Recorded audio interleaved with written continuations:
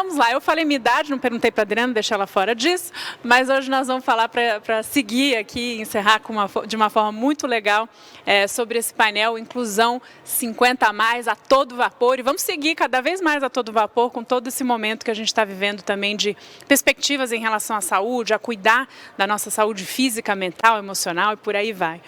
Queria só fazer um adendo aqui rápido antes de jogar para o painel, que a gente teve hoje uma experiência com a monja Heishi, Heishi Gandra, de uma linha do budismo japonês, mas tem várias linhas. Mas tem um lance que eu acho que resume de uma forma muito simples, que há um ensinamento do budismo tibetano que fala: ninguém quer sofrer e todo mundo quer ser feliz. Se a gente pensar um pouco nisso, a gente passa a entender que somos todos iguais nesse sentido, né? E aí a diversidade, a inclusão vai ficando de uma forma bem simples. Ninguém quer sofrer e todo mundo quer ser feliz. Então, acho que é uma linha aí legal, quem se interessar também buscar o budismo tibetano. E amanhã a gente vai ter mais uma experiência com a Pretage, também de uma forma especial, direto da Índia. Mas seguindo aqui, vou apresentar então os nossos palestrantes. Morris Latvak, ele é formado e pós-graduado em Engenharia de Software pela FIAP, e empreendedor. Desde os 15 anos começou a estudar envelhecimento e longevidade. Em 2014 ele iniciou esse projeto que a gente vai falar aqui, em 2014 e 2015, a Mature Jobs, hoje conhecida como Mature, primeira plataforma do Brasil que conecta profissionais de 50 anos com empresas, ou seja, estão em pleno vapor. E a Fran Winandi, ela é psicóloga com MBA em RH e mestrado em Administração de Empresas, consultora na área de diversidade etária e RH com projetos em organizações. Consultora também na área de transição de carreira, com atendimentos personalizados para empresas e pessoas físicas, com foco principal no público 50+. Quem vai fazer a mediação é o Lohan Franceschini, meu colega aqui, diretor adjunto do Comitê de Jovens Empreendedores da Fiesp. Então é com vocês. Vamos embora com esses 50+.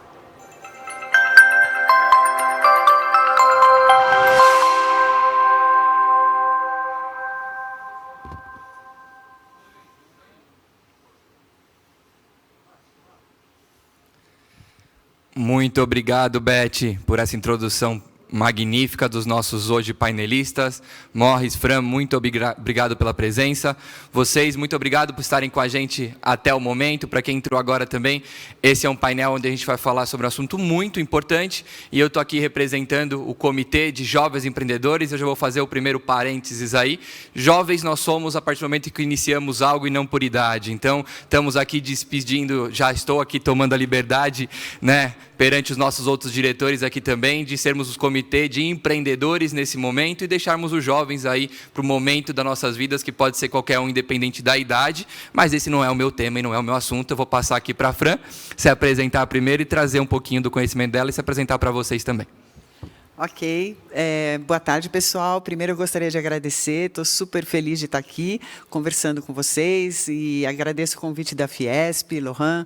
Enfim, eu gostaria de me apresentar começando a contar para vocês como é que eu fui parar nessa área, porque é uma área nova.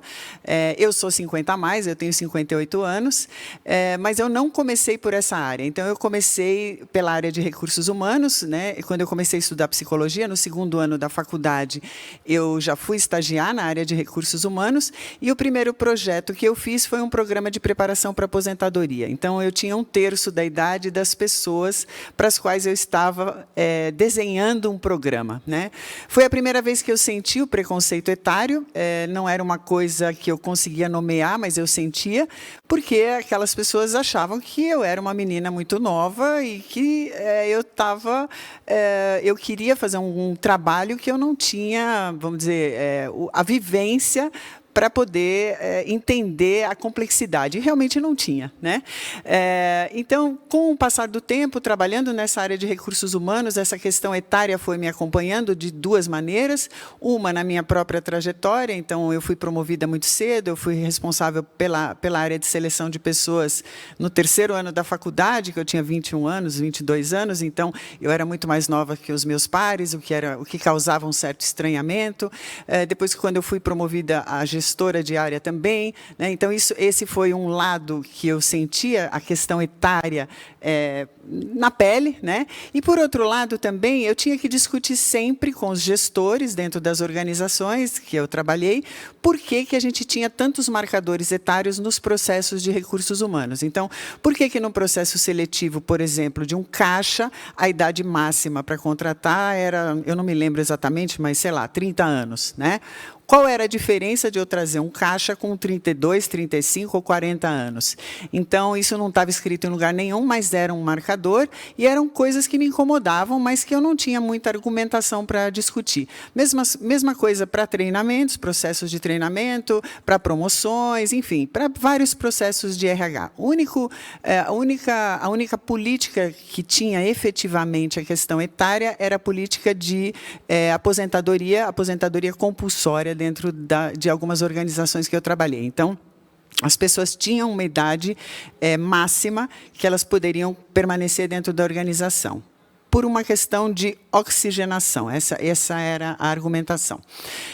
Depois eu fiz o meu MBA em RH, e quando eu fui fazer o mestrado, que eu já dava aula a essa altura, no mestrado eu fiz uma matéria chamada diversidade, e na matéria de diversidade eu descobri um pilar da diversidade, que era a diversidade etária. E dentro desse pilar da diversidade, eu descobri o etarismo, que é o preconceito de idade. E aí tudo fez sentido, né? Como diriam os antigos da minha época, caiu a ficha. E aí eu percebi que era isso que eu tinha que estudar, era nisso que eu tinha que focar.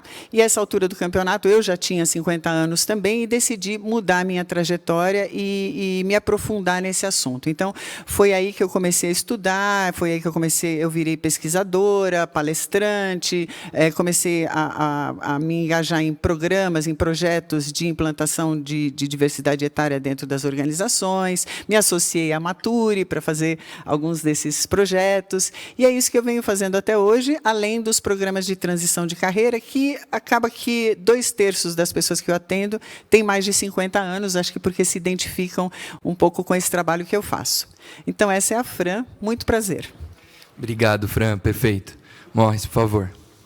Bom, boa tarde.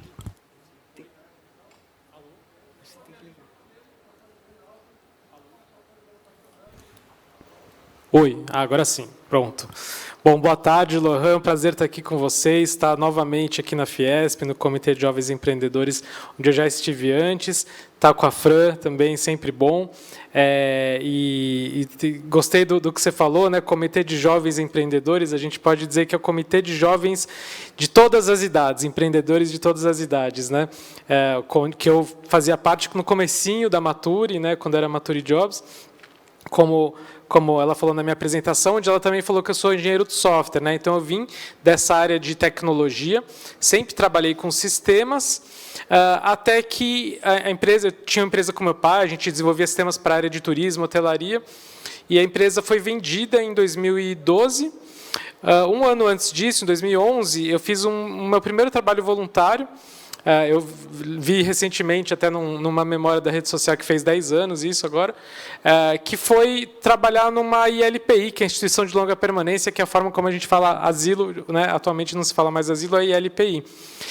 Esse foi a primeira sementinha que fez com que eu me interessasse pelo assunto de envelhecimento, longevidade. Depois teve essa venda da empresa, eu ainda fiquei lá por mais tempo, mas já comecei a pensar o que eu ia fazer quando eu saísse de lá, principalmente algo que tivesse mais propósito, né? Eu já estava estudando empreendedorismo social, fazer alguma coisa, né, que tivesse mais, que fosse além só da questão do dinheiro, né? Mas eu gostaria também de empreender. E aí, no ano seguinte, em 2013, faleceu a minha avó, mãe do meu pai, com 91 anos, que foi minha grande inspiração. Descobri que o mundo estava envelhecendo, e o Brasil estava passando por esse processo de envelhecimento de maneira ainda mais rápida, mais acelerada, e pouco se falava sobre isso, né? Esse assunto começou a ficar um pouco mais em pauta e tal. Uns anos depois, quando veio a reforma da Previdência, né, toda a discussão da reforma da Previdência, aí, né, parece que a maior parte das pessoas descobriu que a gente está passando por isso que a gente hoje chama de revolução da longevidade, né? Então, eu comecei a pesquisar mais e, principalmente, ter mais contato com esse público 50, 60 a mais. E, tendo mais contato com eles, eu percebi que a questão de trabalho, ou a falta de trabalho, afetava muito, né? E mais do que a crise, isso lá no começo de 2015, a gente estava no auge da crise do governo Dilma, mas não era só a crise que afetava eles, era o preconceito etário. Eu via pessoas falando, olha, eu preciso continuar trabalhando, pessoas de 50, 60 anos, a maior parte nem aposentadas ainda, se sentindo inúteis, ficando deprimidas e adoecendo pela falta de oportunidades em função da idade. O que me lembra da história da minha avó, só que pessoas muito mais jovens do que minha avó, né?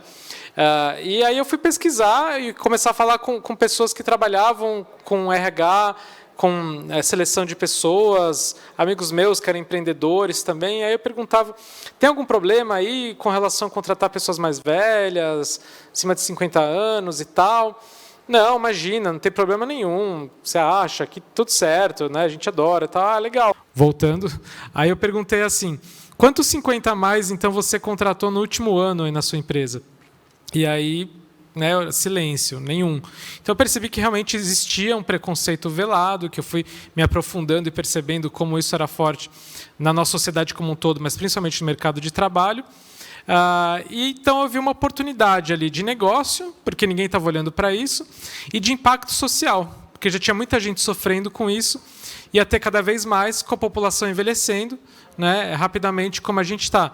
Então eu percebi que tinha um problema ali para ser resolvido, que eu não sabia como ia resolver, né, mas que, querendo ser um empreendedor social, eu falei, vou abraçar essa causa, e realmente abracei, me interessei muito, e assim começou lá no meio de 2015, fez 6 anos agora a Maturi, como Maturi Jobs, com a primeira plataforma de recolocação para pessoas com mais de 50 anos. O desafio, desde então, tem sido fazer com que as empresas queiram contratar essas pessoas, né? E a gente justamente foi evoluindo, aprendendo muita coisa ao longo desses 6 anos. A gente mudou o nome de Maturi Jobs para Maturi, porque a gente dizia que Maturi é muito mais do que Jobs, já que ainda são poucas as vagas de emprego voltadas para esse público 50 a mais, que a gente precisava, e a gente tem feito muito, né? Mostrar para as empresas a importância desse assunto, por que olhar para isso, por que contratar, mas, por outro lado, levar para o público 50 a mais toda uma capacitação, informação, educação e também acolhimento, conexão entre eles, para que eles possam pensar além do emprego tradicional, buscar outros caminhos, né? A gente fala muito do empreendedorismo para os 50 a mais, principalmente empreendedorismo individual, para que eles possam entender que tem alternativas, né, já que não vai ter emprego para todo mundo. Então, hoje a Maturi ela atua nessas duas frentes, né, com capacitação. A gente faz uma série de cursos, eventos, a gente tem uma comunidade para os 50 a mais, hoje em dia é tudo gratuito, além da plataforma de vagas, hoje a gente tem plataforma de conteúdo. E para as empresas, que é para quem a gente vende o nosso serviço, a gente faz divulgação de vaga, processo seletivo, treinamento, consultoria, atuando desde a entrada, né, dos 50 a mais, toda a parte de contratação, a atualização até a saída, né, para uma demissão humanizada, preparação para a aposentadoria ou para o pós-carreira, como a gente chama. Então, essa é a história resumida desse tema aí da Maturi. Perfeito, Mois. Vou pedir só uma gentileza, a gente tem um problema de áudio no início, puder repetir só o comecinho que estava se apresentando, né, o que você fez, o que você faz, só aquele 3 minutinhos iniciais, vamos dizer assim, tá, só para o pessoal lá que está em casa acompanhar, e a gente já parte para o bate-bola aqui. Legal, beleza. Não, no começo eu falei, né, que eu sou engenheiro de software, que eu trabalhava numa outra área, que eu comecei a me interessar por esse tema, por uma história pessoal, né, de vários pontos que foram se conectando. Primeiro, de um trabalho voluntário que eu fiz numa casa de repouso, depois a venda da empresa que eu tinha com meu pai, e aí eu comecei a buscar algo que tivesse mais propósito. Então, eu comecei a estudar empreendedorismo social. Em seguida, quando minha avó faleceu, que eu refleti muito sobre a história dela, que foi uma grande inspiração, porque ela trabalhou até os 82 anos, e ter parado de trabalhar teve um impacto muito grande na vida dela, mesmo com essa idade, por ser uma pessoa tão ativa, né? Então, foi isso que eu expliquei no começo, né, que me levou a querer estudar mais sobre o assunto, abraçar a causa e começar a Maturi. Perfeito, Morris, obrigado. E aí, dentro dessa linha que você está trazendo para a gente, né, dessa revolução da longevidade, fala um pouquinho para a gente do tamanho desse mercado, né? O que isso representa, como que as pessoas estão ouvindo a gente podem tanto entender esse mercado, se aproveitar dele se quiserem empreender, ou se identificar dentro desse contexto todo desse mercado, né, nessa revolução da longevidade, por favor. Legal. Esse é um assunto que a gente leva muito para as empresas, para mostrar que, quando falar de inclusão 50+ nas organizações, não é só uma questão social, mas principalmente é estratégico, justamente pelo tamanho desse mercado, para a gente estar vivendo essa revolução da longevidade, que a gente está vivendo mais, está tendo menos filhos, né? Isso significa que a gente está passando pela inversão da pirâmide etária, né? Então, a gente hoje já tem mais de um quarto da população brasileira é 50+, 26% agora em 2021. Isso representa 55 milhões de pessoas com mais de 50 anos no Brasil. O IBGE estima que em 2050, 1/3 da população brasileira vai ter mais de 60 anos. Então, é uma mudança muito grande em muito pouco tempo, né, demográfica, porque a gente ainda tem, acho que, um costume, talvez, de achar que o Brasil é o país dos jovens. Se falava muito, o Brasil é o país do futuro, o país dos jovens, e isso não é mais verdade. O futuro do Brasil é de ser um país de pessoas maduras. Então, se a população está envelhecendo, a força de trabalho envelhece e o público consumidor também envelhece. Tem um estudo que estima que em 2040, ou seja, daqui a menos de 20 anos, 57% da força de trabalho no Brasil vai ter mais de 45 anos. Então, as empresas que ainda estão olhando para o público, querendo contratar só pessoas jovens, achando que esse é o caminho para inovação, tecnologia, modernidade, estão não só enganadas, como elas não estão preparadas para essa longevidade, né, da força de trabalho. E se o público consumidor também envelhece, para eu poder entender as necessidades dessas pessoas, saber me comunicar com elas, eu tenho que ter elas dentro de casa. Senão você está deixando aí uma fatia enorme do público consumidor que, além de ser grande e ser cada vez maior, tem um poder aquisitivo normalmente mais alto do que o jovem e mais fidelidade às marcas quando é bem atendido. Então, esse é um pouco o tamanho do mercado que, falando de mercado prateado, né, que é como a gente chama esse mercado 50+, no Brasil já consome quase 2 trilhões de reais por ano. E no mundo é quase como se fosse a terceira economia em poder de consumo, perdendo só para os Estados Unidos e China, quando você junta todos os 50+. Então, é muita coisa. Legal. E dentro desse cenário, né, que você trouxe, Morris, então a gente tem um mercado aí com uma grande potencial de consumo, um poder aquisitivo aí que faz total sentido. E por que as empresas, Fran, não estão contratando as pessoas que podem se comunicar com essas pessoas, que podem trazer isso para dentro da empresa, né? A gente está falando aqui de diversidade, né? A gente quer falar com todos como empresa e a gente precisa ter esse time diverso. Por que tem essa barreira? Como que você enxerga isso hoje? Então, na verdade, o pilar etário da diversidade é o último a ser trabalhado, né? Então, a maioria das empresas nunca parou para pensar, para prestar atenção nisso. Como o Morris falou, o Brasil tem fama de ser um país jovem. Só que não é mais, né? Se 1/4 da população tem mais de 50 anos, nós não somos mais um país jovem, né? E as pessoas estão tendo menos filhos, quer dizer, a gente vai viver mais, as empresas vão ter que buscar pessoas mais velhas nos seus quadros e vão ter que trabalhar com pessoas com mais idade, né? Então, já começa daí. Só que dentro das empresas ainda tem um mindset etarista, um mindset preconceituoso, né? O que é o etarismo? O etarismo é o preconceito de idade, né? Ele se dá através de estereótipos negativos relacionados ao envelhecimento. Então, por exemplo, as pessoas mais velhas têm dificuldade com tecnologia. Pronto, eu não contrato porque eu acho que as pessoas mais velhas não vão conseguir lidar com tecnologia. A pandemia apareceu para comprovar que isso não é verdade, né? Porque muitas pessoas que, inclusive, não lidavam com tecnologia aprenderam, né? Está todo mundo aí assistindo aqui, enfim, né? A gente está aprendendo a manejar vários instrumentos que a gente não utilizava, né? E tem vários estudos que mostram que os 50+ utilizam as redes sociais, utilizam Zoom, utilizam todos esses instrumentos de tecnologia. Então, esse é um primeiro ponto, mas ainda é um ponto forte. Lógico, nós não somos nativos digitais, né? Quando eu comecei a trabalhar, tinha um computador na área de recursos humanos e a gente não podia nem chegar perto. Então, é totalmente diferente do que acontece hoje, né? Mas não é por isso que eu não aprendi. Então, esse é um primeiro ponto. Um outro ponto é de eu achar que as pessoas mais velhas têm dificuldade para aprender, né? Então, é uma coisa assim, como se a gente fosse envelhecendo e emburrecendo por algum motivo que eu não sei de onde surgiu, né? Então, isso é um estereótipo, né, que que as pessoas mais velhas têm dificuldade para aprender, que também não é verdade. Vários estudos comprovam que isso é um tabu, é uma besteira, né? Uma outra coisa está relacionada com a remuneração. Eu não vou contratar pessoas mais velhas porque elas custam mais caro. Lógico que pessoas mais velhas tiveram uma trajetória, normalmente, né? Tiveram uma carreira, se foi ascendente. Então, sei lá, eu comecei como estagiário, eu fui analista, coordenador, chefe de área. Então, o meu salário foi crescendo com os anos, isso é normal, né? Só que, o que acontece? Quando você perde o seu emprego, sei lá, com 40 anos, 45, 50 anos, dificilmente você consegue voltar no mesmo patamar que você estava por conta do preconceito etário das organizações. Então, você começa a repensar, puxa, eu poderia trabalhar num horário mais flexível, eu poderia trabalhar com um salário menor, eu quero trabalhar, né? Se eu vou viver até os 90, 100 anos, como é que eu vou fazer para me sustentar sem trabalhar, né? Então, por isso as pessoas começam a deixar um pouco o mindset emprego de lado e pensar, bom, eu tenho que arrumar um trabalho, né? Nem que eu faça um projeto aqui, um projeto ali, enfim, eu preciso me manter e eu preciso manter a minha cabeça ocupada.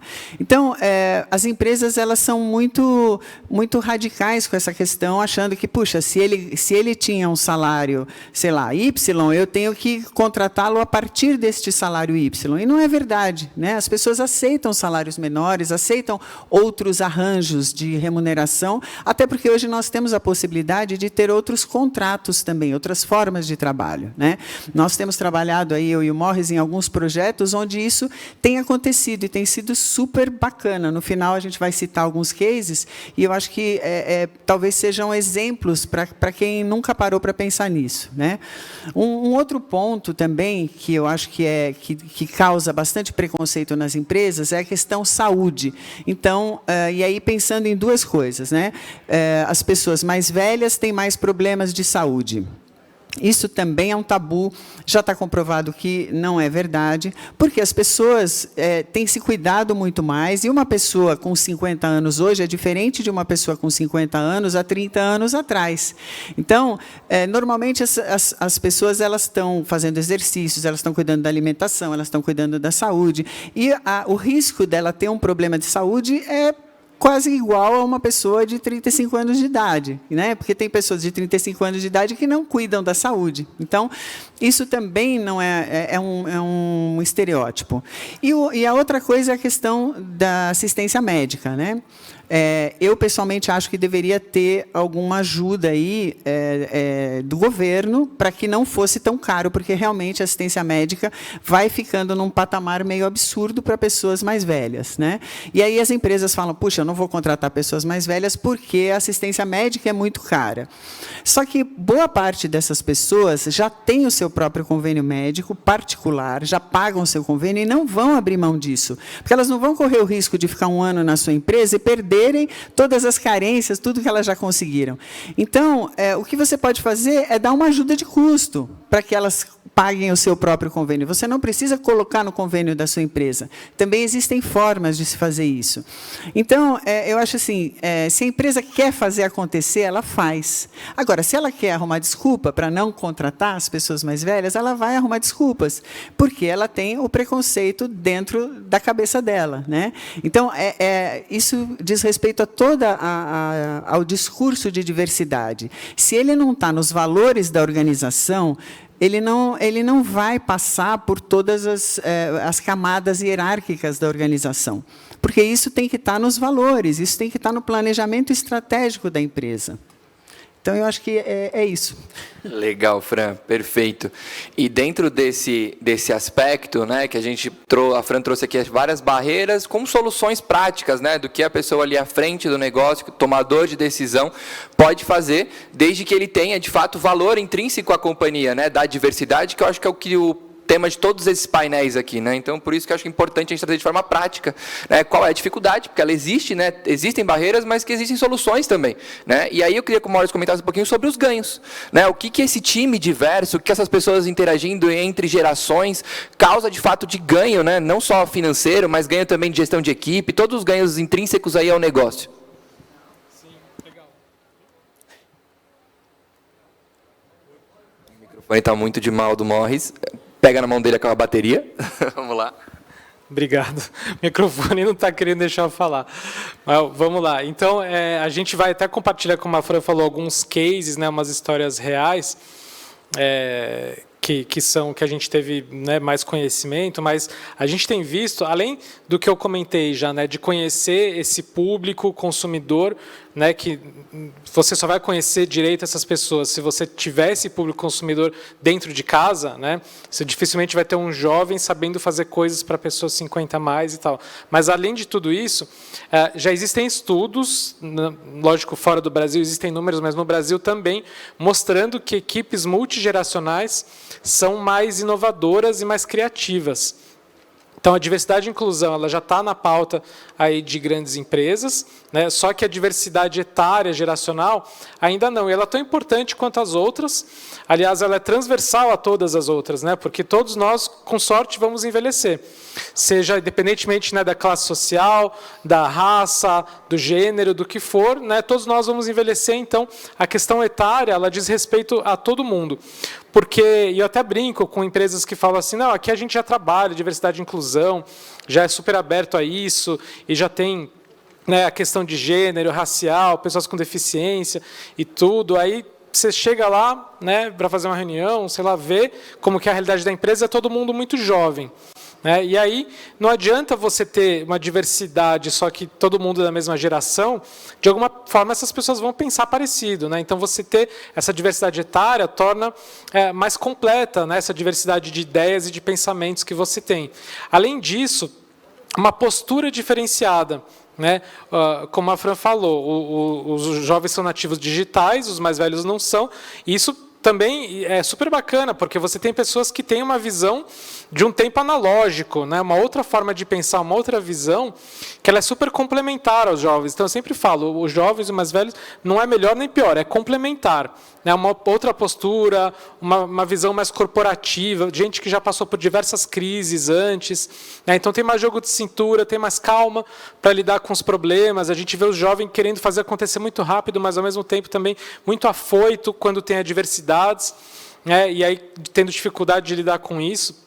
Inclusive, nesse momento, né, de pandemia, principalmente no ano passado, muitas empresas relataram para a gente a importância de ter pessoas mais velhas no time para ajudar os jovens a lidar com esse momento de uma forma um pouco melhor, devido à forma como os jovens estão de ansiedade, né? Muita ansiedade, né, dos jovens para poder passar por esse momento. Os mais velhos, lógico, que não passaram por uma pandemia como essa, mas de alguma forma conseguem lidar melhor com esse tipo de adversidade.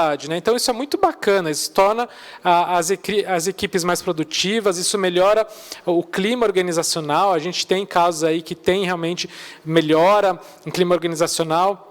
Diminui a rotatividade, né, o turnover, normalmente, porque para o jovem, hoje em dia, é estranho ficar muito tempo no mesmo emprego. Para o mais velho, é o contrário, é muito estranho ficar trocando de emprego toda hora. Então, você acaba, né, tendo um equilíbrio aí. O próprio absenteísmo, né, a coisa de faltar, como a Fran falou, os mais velhos eles acabam faltando menos. Além de se cuidarem, eles normalmente acabam marcando esse tipo de compromisso fora do horário de trabalho. É uma outra postura, uma outra visão, né, que é muito bacana. Então, você agrega de diversas formas, né, com a questão de postura, essa inteligência emocional, né, o soft skill, que hoje é tão importante, tão valorizado.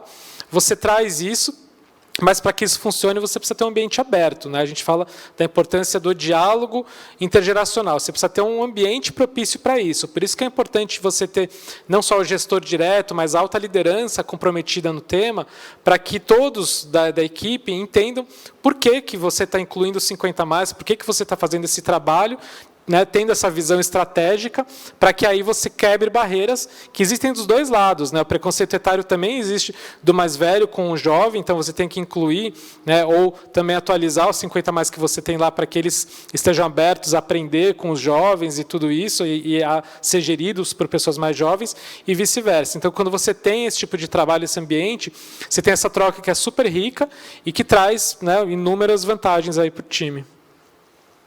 Legal, Morris. Depois dessa contextualização geral aí dentro de vários aspectos, né, as barreiras, as questões de agregação de valor, né, de fazer essa questão prática dentro das organizações, se pudessem comentar algum case, né, de alguma situação, problema que vocês evidenciaram, como foi a solução, qual que foi também o resultado disso, se puder começar, Fran, por favor. Ok, um case que a gente trabalhou recentemente foi o case da Credicar, né? Acho que a gente pode falar abertamente. A Credicar é uma startup dentro do Banco Itaú, então a idade média das pessoas é bastante jovem, e aí a gente fez como se fosse um piloto de pessoas maduras dentro da organização, mas com funções estratégicas. Então, isso também foi uma coisa diferente, porque muitas vezes as empresas elas não querem arriscar muito, elas querem contratar pessoas 50 a mais e colocar em cargos muito operacionais, muito simples, né? O que não é bacana, né? Porque a gente tem o banco de dados da Maturi, tem pessoas assim com uma formação incrível e que não tem vaga. A gente não tem vaga para essas pessoas, né? O que é uma pena. Então, esse projeto da Credicar foi super legal, porque a gente fez um trabalho muito completo, inclusive com mentoria, né? Então, a gente formou mentores, e os mentores, eles têm, né, sei lá, 27 anos, 28 anos. Então, eles dando mentoria para pessoas de 52, 55 anos. E foi muito bacana, porque eles ficaram maravilhados. Assim, foi um ganha-ganha mesmo, né? Os dois lados aprenderam, porque os dois estavam muito abertos, muito dispostos. Mas por que isso funcionou tão bem? A gente fez um projeto muito bem estruturado. Então, a gente fez a sensibilização dos líderes, a sensibilização de todo mundo, a integração das pessoas. Eles trabalham em metodologia, um sistema de metodologia ágil. Então, fizemos a formação das pessoas que foram contratadas dentro do sistema de metodologia ágil, antes de colocar dentro da organização. Fizemos também uma formação comportamental, inteligência emocional, vários aspectos, né? Além de, obviamente, buscar pessoas que tivessem tanto as competências comportamentais como as competências técnicas que eles precisavam, né? Então, porque eles tinham assim, uma preocupação de trazer pessoas que, além de agregarem ao time em termos de engajamento, em termos comportamentais, mas que também pudessem trazer esse olhar do sênior para o cliente sênior deles, que as pessoas que têm o cartão de crédito, muitas dessas pessoas têm mais de 50 anos, então eles queriam esse olhar dentro da empresa, e também eles tinham essa preocupação de estar cumprindo um papel social enquanto organização, de formar pessoas, se eles não pudessem absorver essas pessoas, formar para o mercado de trabalho, atualizar essas pessoas. Então, foi muito bacana, porque teve uma preocupação muito grande de quem estava lá dentro, um engajamento muito grande de todo mundo que estava dentro da organização também. E o acompanhamento foi um acompanhamento assim, as pessoas que foram contratadas no cargo de consultores. Então, acompanhamento dos consultores, dos gestores, dos mentores, né, reuniões periódicas. Então, assim, a gente não deixou escapar nada. Foi realmente um projeto muito bem cercado, muito bem estruturado, e que deu muito certo e que trouxe muitos frutos. Acho que o Morris pode complementar. Né? Esse projeto foi muito bacana mesmo, porque ele hoje em dia virou um case dentro do Grupo Itaú, né? E uma das coisas que a gente fala muito é da importância de colocar isso em prática, né? De fazer um teste, um piloto, para você ver na prática, dentro da sua organização, as vantagens, né, e entender como é que funciona. E foi justamente o que eles fizeram, né? Foi um grupo pequeno, né, de 6 pessoas, que foi contratado para esse projeto na Credicar, que era um projeto temporário, né, de 6 meses, que ainda está acontecendo, só que eles não tinham nenhuma obrigação, né, responsabilização de efetivar nenhum desses 6, né, como a Fran falou, a ideia é que eles estivessem pelo menos preparados para continuar aí, buscando novas oportunidades, mas 3 desses já foram efetivados e já viraram funcionários fixos da Credicar ou do Itaú, enfim. Além disso, isso já está reverberando para outras áreas do banco que estão interessadas em fazer a mesma coisa. Então, essa importância de você colocar em prática, fazer um piloto. E também é legal comentar que desses 6 contratados, na verdade, acabaram sendo 7, porque uma pessoa lá foi efetivada rapidamente. Foram mais de, acho que 1.500 ou 2.500, agora não lembro, mas assim, acho que mais de 2.000 pessoas que se inscreveram para esse processo, que tinha que ter lá curso superior, uma série de coisas. Então, a gente vê o número de pessoas muito boas, muito capacitadas, aí, 50 mais, que estão buscando oportunidade. Só a base da Nature já tem mais de 150 mil cadastrados, né?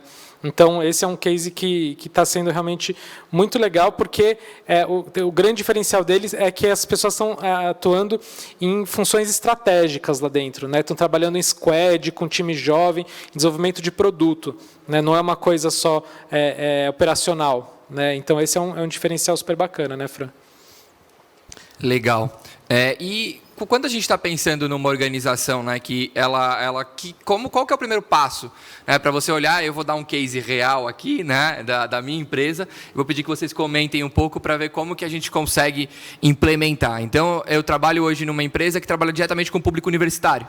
Né? Então, a gente promove eventos, uma produtora de eventos focada no público universitário. A gente tem várias questões dentro de atendimento e tudo mais. E eu teria muito interesse, até porque eu trabalho muito com os pais desses jovens, então, para mim, seria super sentido ter essa visão lá dentro, não só a visão do jovem. Né? Então, como que eu conseguiria construir aí e como eu identifico a melhor área para essa pessoa, né? Por onde eu começo? Pela vaga, pela intenção, pela área? Por onde que eu dou o primeiro passo para, se eu tenho a vontade de fazer isso acontecer, né? Você já deu a primeira dica, né? Trabalhar com os pais, eu acho que seria a primeira área, né? Lógico que não dá para fazer um diagnóstico assim, com essa tua síntese tão curta, mas o ideal era um consultor ir conversar, avaliar, né? Muito provavelmente essa área de relacionamento com os pais poderia ser uma primeira área para você fazer um piloto, né? Aí a gente faria um desenho do que poderia, né? Do que poderia ser feito, entendendo um pouco a sua realidade e a tua expectativa, e também a tua disposição financeira, né? Eu acho que tem que fazer um mix aí, e aí, em cima disso, a gente poderia fazer um desenho e implementar alguma coisa. Por exemplo, né, você está falando isso, eu lembrei de uma aluna minha que ela me disse que ela trabalha numa empresa também de eventos, né? Porque um dos lugares que eu dei aula, agora não estou dando no momento, mas era na pós-graduação de eventos da FAAP. E ela fazia pós de eventos. E ela me falou: Fran, a gente tem uma pessoa na área de atendimento ao cliente. A gente contratou uma pessoa mais velha na área de atendimento ao cliente. E estava todo mundo com o pé atrás, porque todo mundo é super novo. E aí falam: ela leva 1 ano para fazer uma planilha de Excel, ela tem dificuldade com o computador, darari, darará. Mas, na primeira vez que ligou um cliente, e o cliente assim, super nervoso, gritando, enfim, um problema sério que aconteceu, que ninguém sabia o que fazer, jogaram praticamente o telefone como se estivesse fervendo na mão, né? Jogaram para ela pegou o telefone, resolveu tranquilamente o problema, assim, ficou todo mundo assim, olhando, né, vendo como ela fez para resolver, e assim, a admiração das pessoas por essa nova contratada subiu absurdamente, porque viram que poderiam ser competências complementares. Então, ok, ela tem dificuldade com o Excel, vamos ajudar ela no Excel. Só que na hora que liga um cliente, né, muito bravo, muito nervoso, ela resolve muito tranquilamente e de uma forma que agradou todo mundo, né? Então, é isso que a gente precisa ver. Um outro case que a gente tinha comentado que ia contar para vocês foi numa empresa de cosméticos, né? A gente pode abrir, quem disse Berenice, eles têm eles atendem um público bastante jovem. E aí eles fizeram um piloto também de contratar vendedoras 50 a mais nas lojas. Então, vamos ver como vai ser colocando vendedoras 50 a mais dentro das nossas lojas. E aí o que eles perceberam? Que com essas vendedoras, as consumidoras 50 a mais começaram a entrar nas lojas e começaram a comprar. Só que uma consumidora 50 a mais, ela está muito mais preocupada que o cosmético resolvo o problema dela do que no preço do cosmético. Então, eles começaram a perceber que o ticket médio de venda começou a subir, começou a crescer. Então, foi uma experiência bem bacana, só que foi logo antes da pandemia, então agora eu acho que a gente deve dar continuidade a alguma coisa por lá, né? E só complementando, acho que é muito legal, né, esse exemplo que a Fran trouxe, porque isso até lembra o filme O Senhor Estagiário, né, com o Robert De Niro, que ele chega lá num lugar super jovem, tecnológico, as pessoas falam, o que esse cara está fazendo aqui? Né? Começam a desdenhar, como que ele vai ajudar? E à medida que dá espaço, né, e tempo para que ele possa mostrar as qualidades dele, né, percebe que ele pode ajudar de diversas maneiras, tanto que no filme ele acaba revolucionando o ambiente e não é, por mais que seja ficção, não é forçado, a gente vê na prática aquilo acontecendo, né? Então, lógico que quando me perguntam em que área que os 50 mais podem atuar, eu falo qualquer área, mas na verdade é legal você pensar de repente que problemas que você tem na sua organização que um colaborador mais maduro pode ajudar a resolver.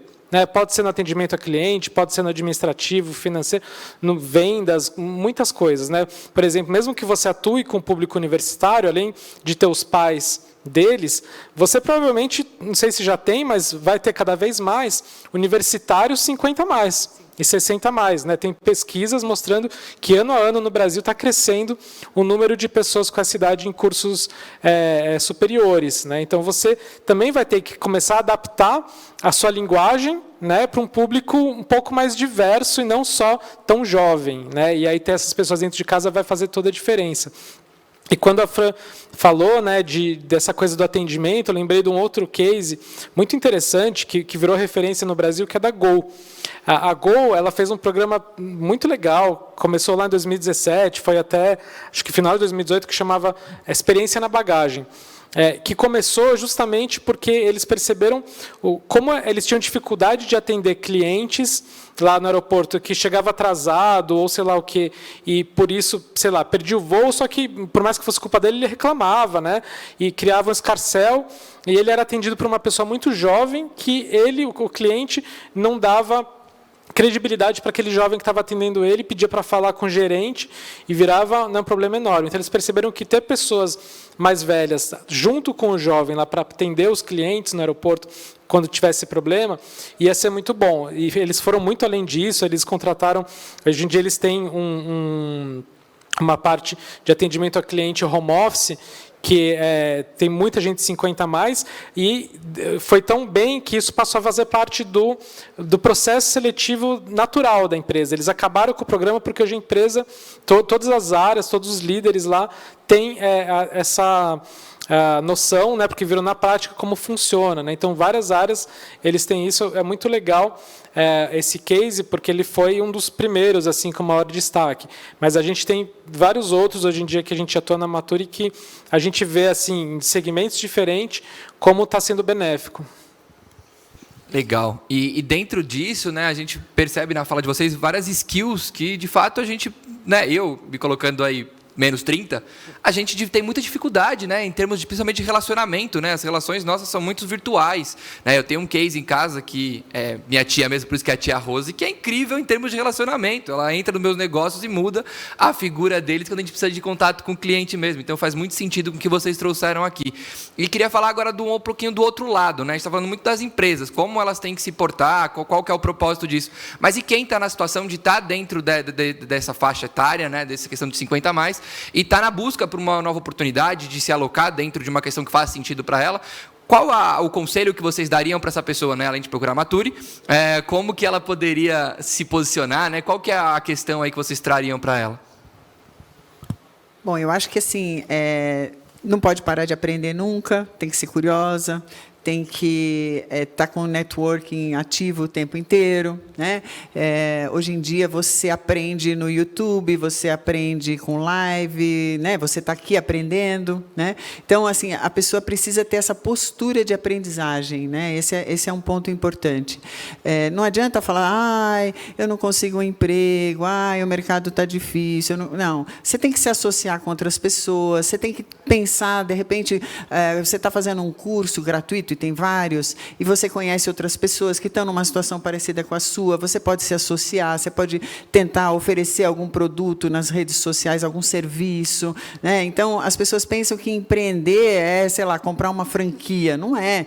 Você pode fazer uma coisa pequena, você pode começar fazendo uma coisa pequena, que vai depois crescer. Todo empreendedor, né, um dia foi pequeno. Então, pensa alguma coisa que você gosta muito de fazer, o que você faz muito bem, né? Pergunta para as pessoas em volta, as pessoas que te conhecem bem, o que você acha que eu faço muito bem? O que você acha que eu tenho dom, né? Tenta entender isso, porque o autoconhecimento é fundamental para você poder fazer alguma coisa, né? Não desanime, né? Eu sei que é difícil, as empresas estão com as portas fechadas, infelizmente, assim, algumas estão começando a abrir, mas ainda o mercado está bem impermeável. Então, tente por outros caminhos, né? A gente sempre fala, não vá procurar necessariamente um emprego, procure trabalhos, né? Hoje em dia tem muitas plataformas, você pode procurar nas plataformas oportunidades, então você pode fazer um pedacinho de algum trabalho maior, tem várias coisas que você pode fazer.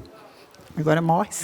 Acho que é bem por aí, né? Entender que trabalho não é só igual a emprego, muito pelo contrário, porque hoje você tem mais chance de trabalhar, de ter renda e ocupação num formato que não vai ser o emprego formal, tradicional, né? Então, ter esse entendimento é muito importante para você se abrir para novas possibilidades, né? E também entender que quando a gente fala de empreendedorismo, não é necessariamente abrir um negócio, né, uma grande empresa, ou mesmo uma pequena empresa que exija um investimento, tipo abrir uma franquia e tal.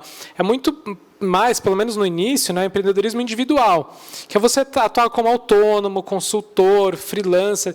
Isso é empreender, né? Porque muita gente fala, não, empreender não é para mim, mas a tendência, que se acelerou muito com a pandemia, é a gente atuar cada vez mais por conta própria, mesmo que em rede, mas não no formato de emprego, né? Então, entender quais são essas alternativas, como funcionam, e que você tem que estar no mundo digital para isso, cada vez mais, né? Tem que abraçar a tecnologia, olhar a tecnologia, eu sempre falo, como uma aliada e não como uma barreira. Porque também a gente vê muito isso. Não, isso é coisa de jovem, isso não é para mim, eu não sei mexer e tal.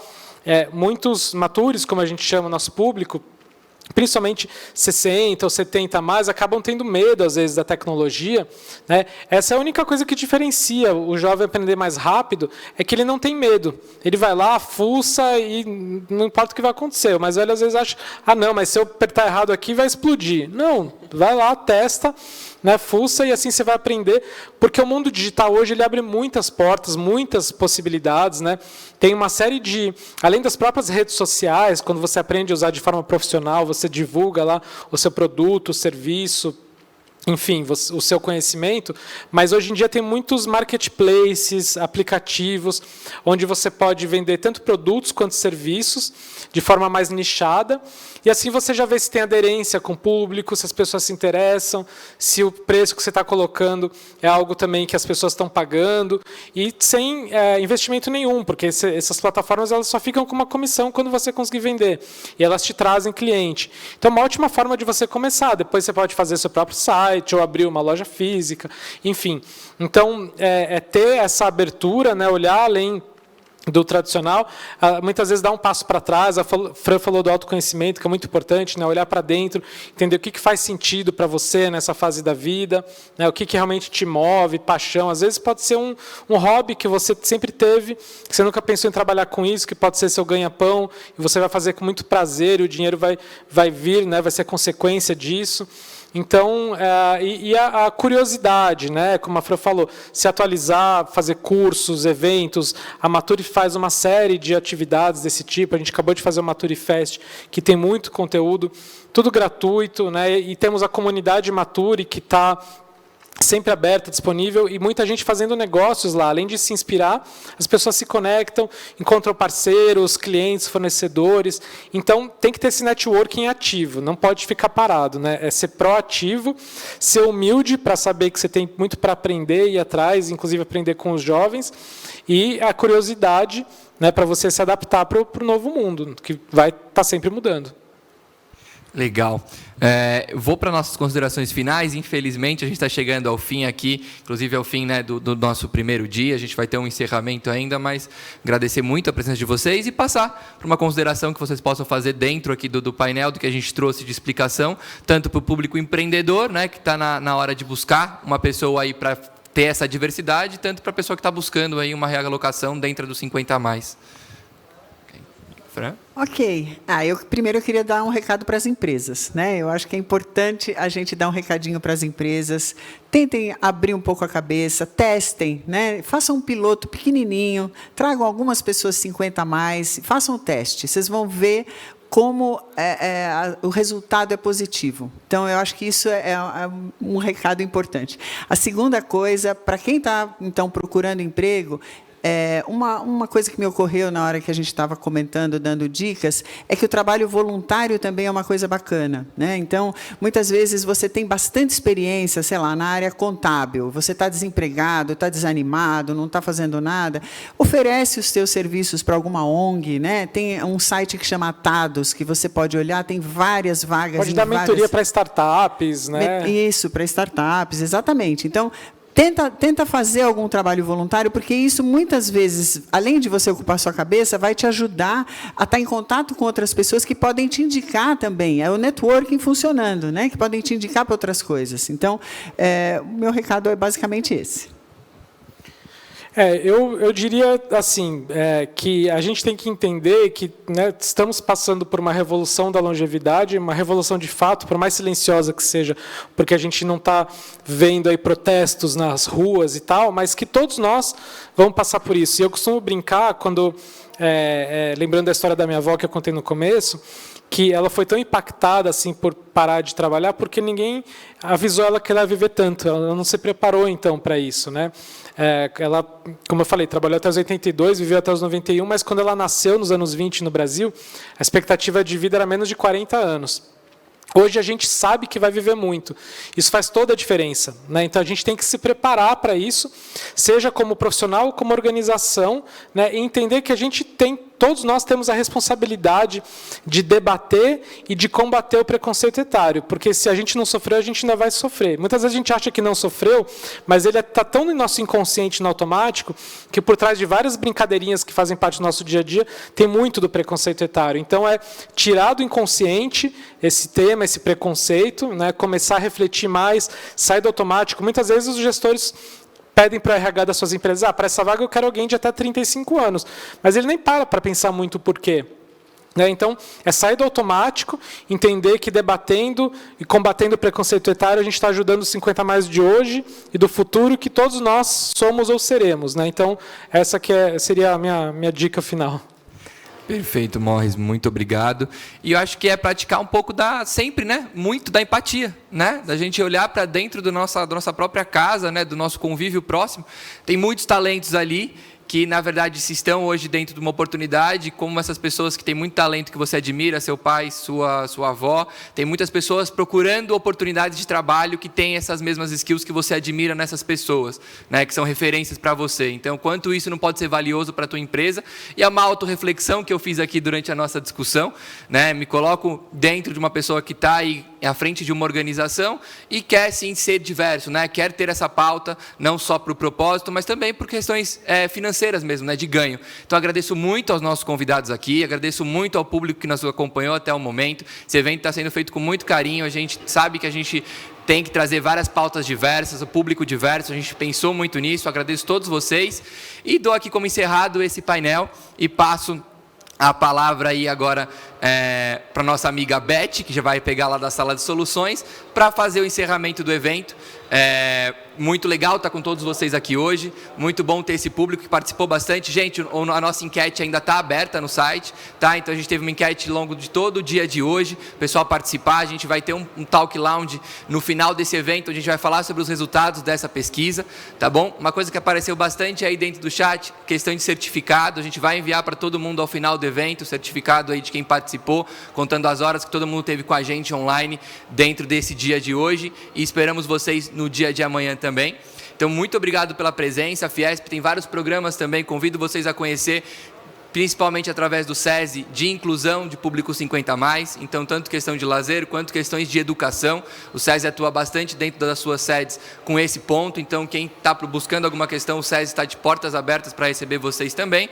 E fica aqui o meu agradecimento grande, de novo, ao Morris, a Fran. Obrigado. E sintam-se à vontade, a casa é de vocês. Obrigado ao Roger, todos os diretores que deram a oportunidade desse painel e desse evento acontecer.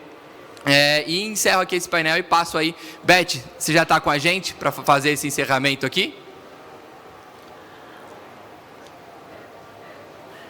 Tô Beth? sim, Lohan, Aê. tô sim. Eu tô vendo vocês aí. E eu tô louco para ser entrevistado aí, viu, Beth?